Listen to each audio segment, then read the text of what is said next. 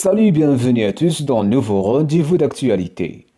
Plus les heures passent et plus les révélations autour de la fin de vie du monstre sacré de cinéma français Jean-Paul Belmondo arrivent. Selon les informations de son ami de longue date, le grand réalisateur, producteur et scénariste Claude Lelouch, le copain des stars aujourd'hui, décédé, était dans un état très inquiétant depuis plusieurs mois. Le réalisateur parle d'un homme très diminué qui ne prononçait plus un mot. Ce lundi 6 septembre 2021, Jean-Paul Belmondo nous quittait à l'âge de 88 ans.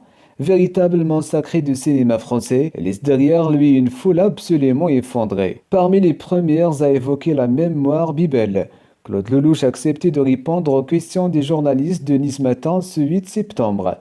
Il faut aussi rappeler que les deux hommes se connaissaient parfaitement bien pour avoir tourné ensemble plusieurs longs métrages.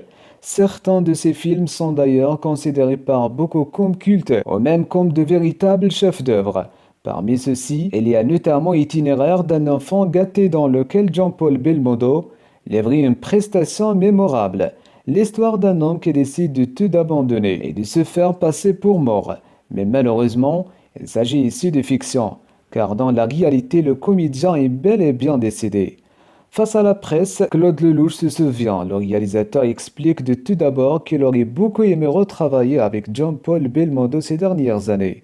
Cependant, la réalité des faits lui a rapidement fait comprendre qu'il lui fallait oublier cette idée. J'avais un scénario formidable pour une suite à Itinéraire. Et puis cette amélioration n'a pas eu lieu et j'ai décidé de ne pas le faire. Il n'était pas question de montrer un Jean-Paul diminué. Selon Claude Lelouch, l'état de santé de Bibel était effectivement déjà préoccupant depuis un très long moment. Il explique d'ailleurs l'avoir rencontré un mois et demi avant sa mort dans sa résidence parisienne.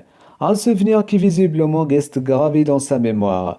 En effet, le réalisateur des Misérables se souvient d'un homme loin de l'image que nous lui connaissons. Dans cet appartement des Invalides, Claude Lelouch retrouve un Jean-Paul Belmondo particulièrement très faible. Les derniers mois ont été très difficiles et compliqués pour Jean-Paul. Il ne parlait plus, mangeait peu, mais il avait toujours son sourire. Là où il est aujourd'hui, il va pouvoir continuer à faire des acrobaties. Un témoignage qui laisse donc à penser que la fin de vie de la légende du cinéma était extrêmement triste. Cependant, elle n'était pas seule, comme a témoigné son homme de confiance sur le plateau de Touche pas à mon poste. Une personne qui était à ses côtés depuis de nombreuses années jusqu'à son dernier soupir. Avec l'accord de la famille, il accepte donc de parler des derniers jours de la vie de Bibel. Devant les caméras de télévision, l'invité de Cyril Hanouna précise effectivement que Jean-Paul Belmondo a été entouré des siens jusqu'à la fin.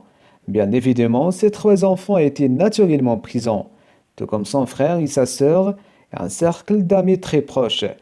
Comme l'expliquait également Claude Lelouch, si Jean-Paul Belmondo était diminué, il aura pourtant gardé son sourire malicieux jusqu'au dernier moment. Voilà donc la fin d'une époque, la fin d'une légende, le départ d'un homme qu'on aimait tout. C'est la fin de ce rendez-vous. N'oubliez pas de réagir sur la section de commentaires et d'activer la cloche de notification. Merci et à très bientôt.